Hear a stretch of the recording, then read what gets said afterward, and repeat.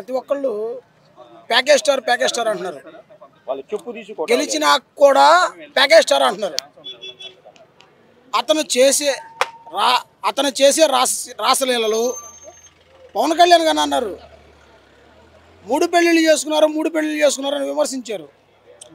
ఇవాళ అతను పెళ్ళానికి విడాకులు ఇవ్వకుండా వేరే దాన్ని తీసుకొచ్చి ఇక్కడ చేస్తున్నారు.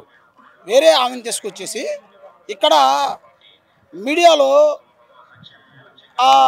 ముద్దులు పెట్టుకునే కార్యక్రమాలు లేదా ఇంకో కార్యక్రమం చేస్తున్నారు. మరి దాన్ని ఏమంటారు అనేది ఆ దువ్వాడ శ్రీనివాసరావు గారు తెలుసుకోవాలి.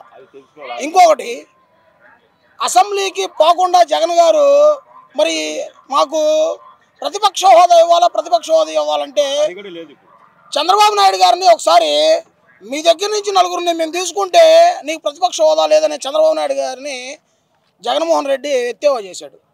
మరి అది ఒకసారి గుర్తు చేసుకొని జగన్మోహన్ రెడ్డి గారు కూడా దీన్ని ఆలోచించుకొని ప్రజల సమస్యలు ఉన్నారు, మీరు రోడ్డు మీదకి రండి, లేదంటే అసెంబ్లీలో పోయి కొట్లాడండి. అంతేగాని పవన్ కళ్యాణ్ అంటాడు అసెంబ్లీలోనే ఉంటుంది. వెళ్ళి పవన్ కళ్యాణ్ గారిని అడగొచ్చు కదా, అడగరు.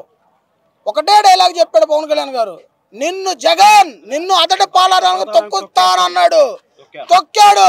151 సీటు నుంచి 11 సీట్లకు తీసుకొచ్చి చూపించి జనసేన పవన్ కళ్యాణ్ గారు పవర్ ఏందో చూపించాడు.